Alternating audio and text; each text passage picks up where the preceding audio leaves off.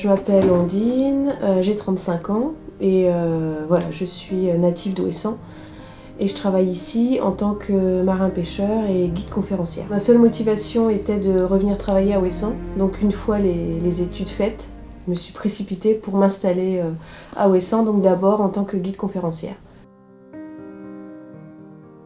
Alors Kalonessa, ça se traduit par le cœur d'Ouessant. Et je propose aux gens une immersion, en fait, vraiment au cœur de notre patrimoine insulaire. Donc par exemple, j'ai une visite sur les contes et légendes d'Ouessant, sur les naufrages, sur les traditions. La plus connue, je pense maintenant, est celle de l'allumage des phares à la nuit tombée. Mais il y a aussi donc sur les algues. J'ai une dizaine de thématiques comme ça. Alors je me rends compte que donc, ce sont des personnes déjà qui séjournent ici. Parce que pour participer à une visite d'une heure, 1 heure et demie sur une thématique bien précise, il faut avoir du temps. Et après, une fois la visite établie, ce qui est sympa, c'est que souvent ils me demandent pour participer à une autre. C'est-à-dire qu'une thématique leur a plu, mais ils désirent en savoir plus. Voilà, s'ils ont fait les naufrages, peut-être sur les légendes ou sur l'allumage des phares. Et donc je peux avoir la même clientèle comme ça sur 5-6 ans qui revient, qui essaie de faire tous les thèmes que je propose. Donc c'est vraiment extrêmement intéressant parce que c'est des superbes rencontres. Dans mon cas, il y a un grand attachement à l'île puisque je suis native d'ici.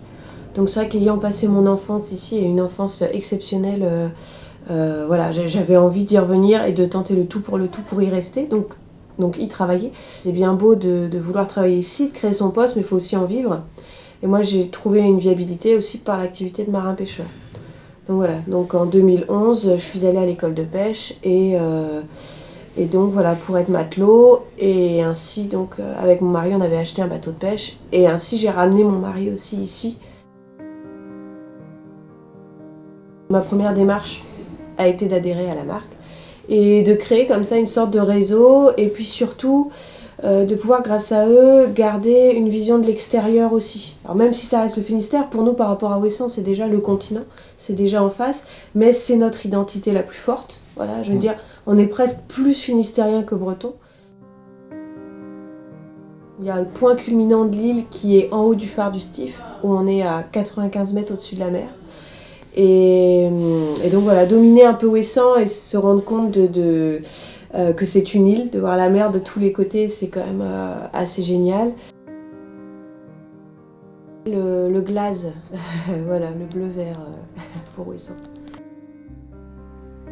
Tout de suite comme ça, c'est la bruyère. Moi c'est la douceur du vent d'ouest voilà, sur la peau. J'aime beaucoup quand la tempête est à son maximum, le bruit des rafales et qu'on est au chaud à la maison. Une sorte de sucré salé entre les embruns et le miel d'Ouessant, voilà, au goût de bruyère.